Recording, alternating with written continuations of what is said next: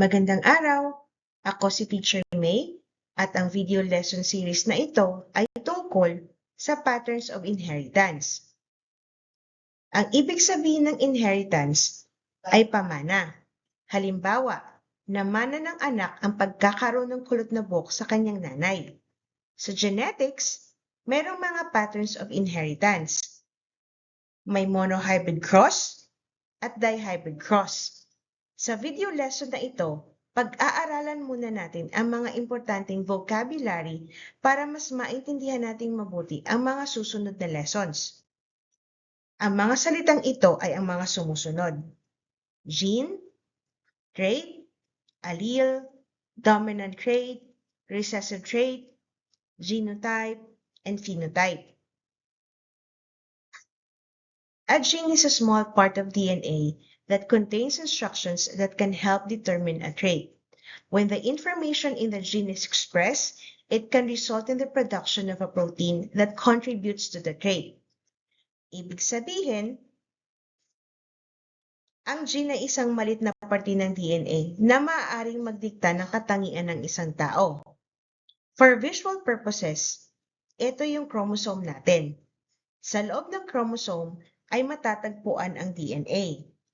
Maalala na ang DNA ay ang molecule o bagay na naglalaman ng mga impormasyon tungkol sa buong katawan natin. At ang DNA na yun ay may iba't ibang parte na ang tawag ay gene. At ang gene na yun ay maaaring maging trait o hindi. So, ano ang trait? Trait is a specific characteristic or feature of an organism that can be observed or measured. Ang trait ay ang expression ng gene. Halimbawa, kulay ng balat, tangos ng ilong, texture ng buhok, at madami pa. Ilan lang ito sa mga madaming posibleng maging gene natin. An allele is a different version of a gene that can result in different forms of a trait o ang iba't ibang klase ng trait. Halimbawa, kulay ng balat. Pwedeng kayumanggi o maputi. So, ang trait ay kulay ng balat. Tapos, ang allele ay pwedeng maging kayumanggi o maputi. So, ibig sabihin nun, yung trait is yung kabuuan. Tapos, yung kabuuan na yun ay pwedeng magkaroon ng iba't ibang klase. Ganun ang pinagkaiba ng trait at ng allele. Sa genetics, ang allele ay ginagamitan ng letters. At ang paggamit ng big at small letters ay may importanteng ibig sabihin. Dominant trait is a trait that can be expressed when an individual has at least one dominant allele. Ang dominant trait ay yung katangian na may mas malaking chance na maipamana yung trait na yon sa mga anak at ito ay ginagamitan ng big letter. Ano naman ang recessive trait? A recessive trait is expressed only when an individual has two recessive alleles. Ito yung trait na may maliit lang na chance na maipasa yung katangian or yung trait na yon galing sa magulang papunta sa susunod na henerasyon. At ito ay ginagamitan ng maliit na letter or ng small letter. Bago tayo magpatuloy, ipapaliwanag ko ulit starting from the gene or starting from the DNA. So, ito yung DNA. Tapos, may small segments siya, which is called gene. These individual genes will undergo processes that allow the information they contain to be expressed as traits. And these traits could be texture of hair, kulay ng mata, tangos ng ilong, at madami pa. And para mas madali mapag-aralan, ang iba't ibang expression ng trait ay ginawan ng allele. This allele can be dominant, which is expressed in big letter, or recessive trait represented by small letter. Uulitin ko. Ang dominant trait ay yung katangian na may mas mataas na chance na maipamana sa susunod na henerasyon. Otherwise, it is recessive. Homozygous and heterozygous. Ano naman ang mga salitang ito? Homozygous means an individual has two identical alleles for a particular gene. Ito ay galing sa salitang homo na ang ibig sabihin ay iisa o parehas. Sa lesson na ito, may dalawang klase ng homozygous. Homozygous dominant, which is represented by two big letters, at homozygous recessive, which is represented by two small letters.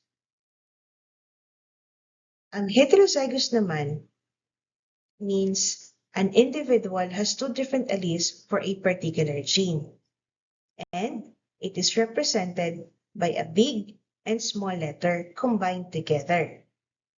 Tandaan na sa pagsulat, dapat laging mauuna ang big letter, susunod ang small letter, and not the other way around. Also, always use the same letter for the same trait. Halimbawa, kung ang pinag-uusapan na trait ay height, ang gagamitin na letter ay A. Well, pwede naman kahit anong letter, pwedeng B, pwedeng C, pwedeng D, pwedeng A, kahit anong letter pwede. Pero dito sa example natin, gagamitin natin ang letter A. At ang height can be tall or short. So, big letter for tall and small letter for short. Hindi pwede na ang big letter A ay sa tall at small letter B naman sa short. This way of writing is both wrong and confusing. So again, laging tatandaan, pag nagsulat, mauuna ang big letter, susunod ang small letter. At dapat parehas na letter ang gagamitin pag nagsulat ng genotype. Genotypes and phenotypes. Ano naman ang mga ito? Genotype is the genetic makeup or combination of alleles that an individual has for a particular gene. It is simply the combination of two alleles. Remember that an allele is represented by a letter.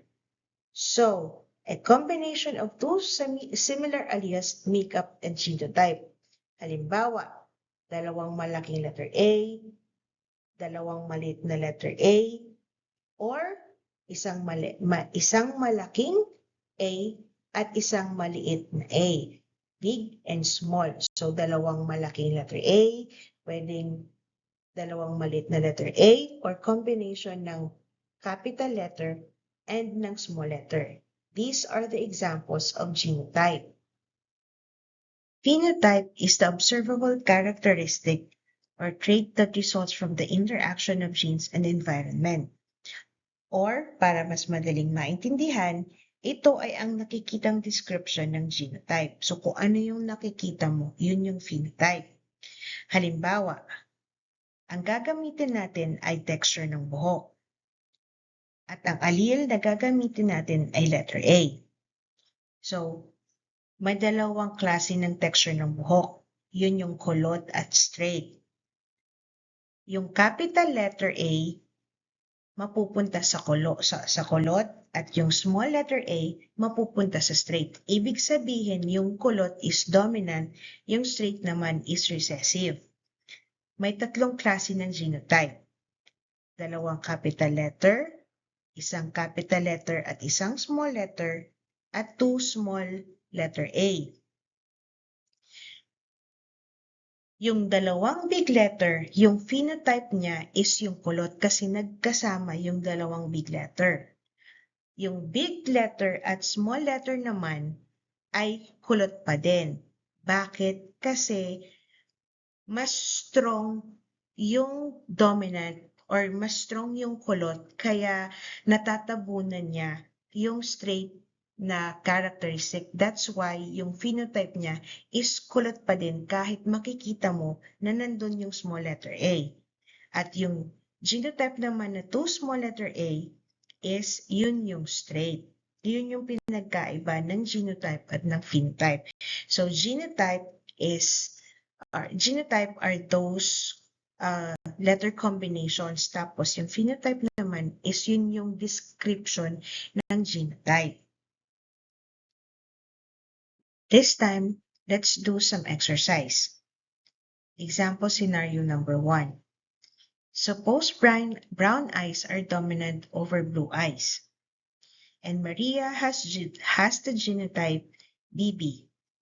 Question: what is Maria's phenotype? Babalikan natin yung scenario. So sabi, yung brown eyes daw is dominant over blue eyes, at yung genotype ni Maria is 2 small b. So ang tanong, what is Maria's phenotype? At dahil sabi doon is si Maria ay may 2 small b, ang tamang sagot ay blue eyes. Question number 2. Is Maria homozygous or heterozygous? So again, babalikan natin.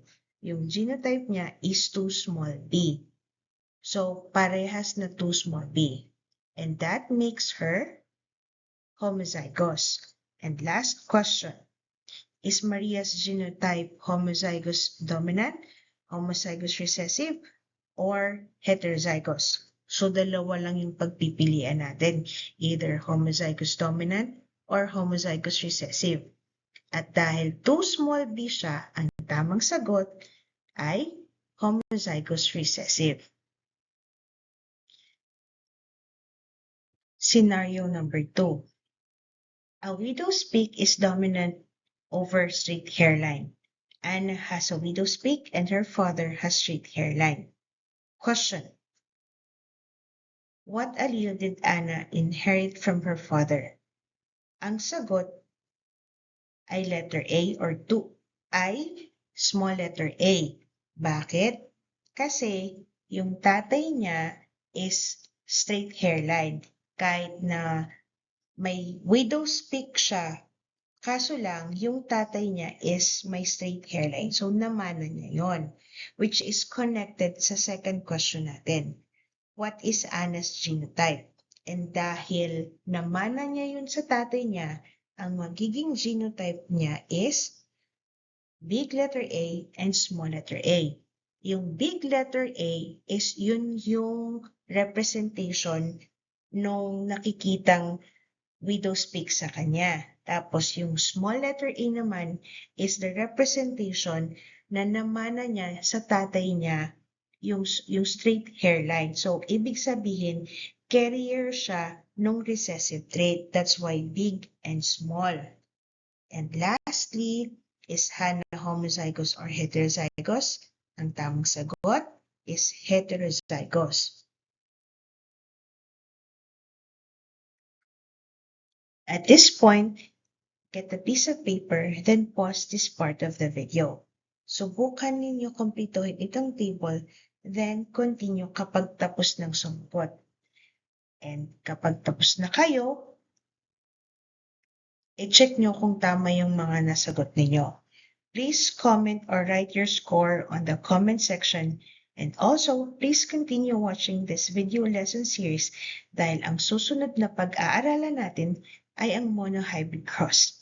Salamat sa panunood at sana ay may natutunan kayo. Hanggang sa susunod, paalam!